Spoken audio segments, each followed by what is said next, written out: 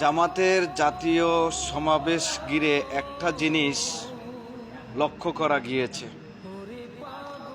যেটা গত 53 বছর স্বাধীন হওয়ার পরে দেশ অনেক রাজনীতি সংগঠন দেখেছি।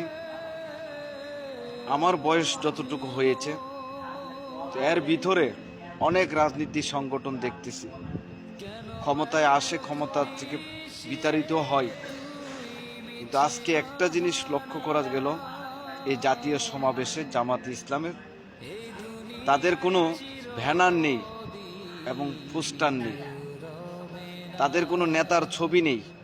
এত বড় জাতীয় একটি সমাবেশ করতেছেন জামাতে ইসলাম, যেখানে কোনো নেতার ছবি নেই, যেখানে কোনো অমুক নেতার শুভেচ্ছা নিন, তমুক নেতার ঈদের শুভেচ্ছা নিন, কোনো তেলবাজির কোনো কার্যকলাপ এই জাতীয় সমাবেশে দেখা যায়নি।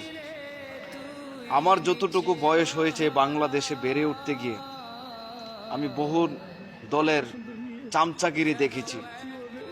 এ আমার জীবনে ফার্স্ট জামাতে ইসলামের ব্যানারে কোনো নেতার ছবি বা কোনো নেতার শুভেচ্ছা নিন, অমুক ভাইয়ের পক্ষ থেকে এসেছেন, তমুক ভাইয়ের পক্ষ থেকে এসেছেন, জাতীয় এই সমাবেশে ওরকম কোনো ব্যানার পোস্টার নেই।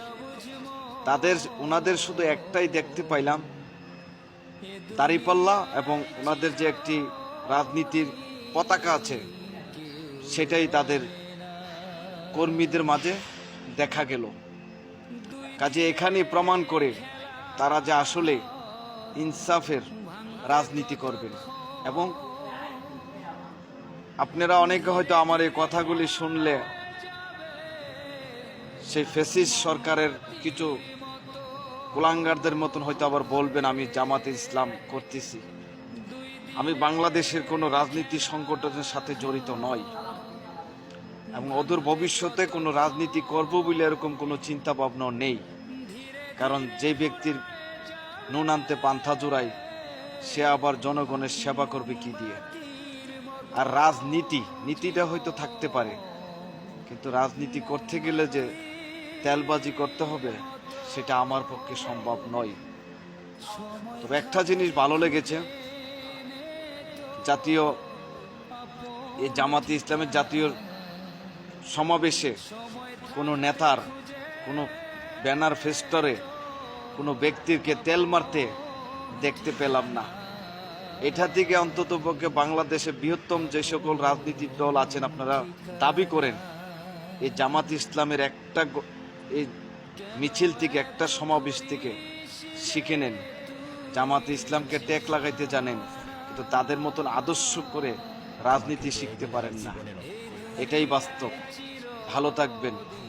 আশা করি আমার বাংলার মানুষ বুঝে শুনে সামনের নির্বাচনে তাদের ব্যক্তিগত ভোট প্রয়োগ করবে। অনেক দলকেই দেখতেছেন কখনো প্রবাসীদেরকে দেশের থেকে তাড়িয়ে দিচ্ছেন, ভোটার অধিকার পাবেন না। অনেকদেরকে অনেক ধরনের অনেক কথা বলতেছে প্রবাসীদেরকে নিয়ে।